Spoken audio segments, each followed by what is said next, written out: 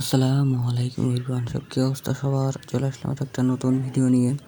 তো আজকের ভিডিওতে আমি আলোচনা করব কিভাবে আপনার কোয়েল পাখি যদি ডিম পাড়া কমায় দেয়, অর্থাৎ প্রোডাকশন কমে যায়, তো কিভাবে আপনার খামার বৃদ্ধি করবেন এবং বেশি বেশি ডিম পাবেন প্রতিদিন, সে সম্পর্ক নিয়ে আলোচনা করব। তো মূলত আমি যে ওষুধগুলো খাওয়াই, 3টা ওষুধ খাওয়াই। তো একটা হচ্ছে ক্যালপ্লেক্স দেই আমি। ক্যালপ্লেক্স পাখির দেহের ক্যালসিয়ামের ঘাটতি পূরণ করে, তাই ক্যালপ্লেক্স দেই। তারপরে দেয় হচ্ছে ইসেল পাখির ডিম পাড়ার জায়গা তেলতেলে করে, পাখির ডিম পাড়তে কষ্ট হয় না। তারপরে দেই আমি জিসভেটটা জিঙ্কের ঘাটতি পূরণ করে, তাই আমি জিসভেট দিই। তো ওষুধগুলোর নিয়মাবলী আমি এখন বলে দিব। প্রথমে নেবেন ক্যালপ্লেক্স দিবেন প্রথম 2 দিন 1 লিটার পানিতে 2 ml ওষুধ, 2 মিলি ওষুধ দিবেন। তো পরে হচ্ছে এরপর দেবেন ইসেল তৃতীয় ও চতুর্থ, অর্থাৎ পরের 2 দিন 1 লিটার পানিতে 1 ml ঔষধ মিশিয়ে দিবেন।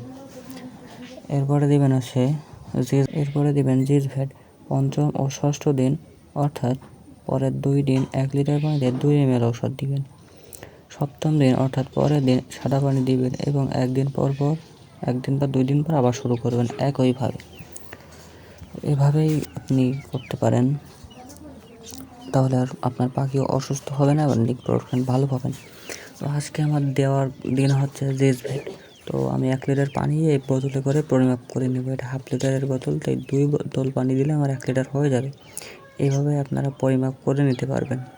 তো এখানে আমি 1 লিটার পানি নিচ্ছি, অর্থাৎ 500 ml নিচ্ছি। পরের বার আবার 1 বোতল দিলেই আমি 1 লিটার পেয়ে যাব। এখানে হাফ লিটার পানি নেওয়া শেষ।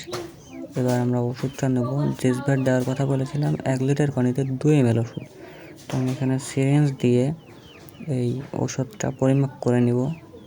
2 ml নিলেই হবে, জাস্ট 2 ml। এই যে সিরিঞ্জ দিয়ে আমি এখানে পরিমাপ করে নিচ্ছি।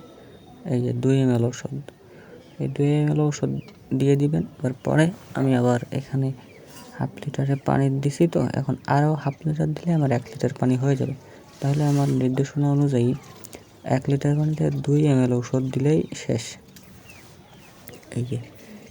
এই যে দিয়ে দিলাম, কাজ শেষ, আর কোনো কাজ নেই।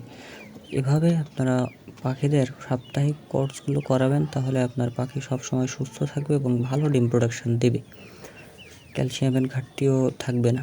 আপনারা এভাবেই পাখিদের ওষুধ খাওয়াতে পারেন। তো আজকে এই পর্যন্ত। এই ছিল আজকের ভিডিও। পরবর্তী ভিডিওর জন্য চ্যানেলটি সাবস্ক্রাইব করে পাশে থাকবেন এবং কোয়েল পাখি রিলেটেড যে কোনো ধরনের ইনফরমেশন দরকার হলে কমেন্টস করবেন, তাহলে সব রকম বিষয়ে সাপোর্ট পাবেন ইনশাআল্লাহ। আল্লাহ হাফেজ।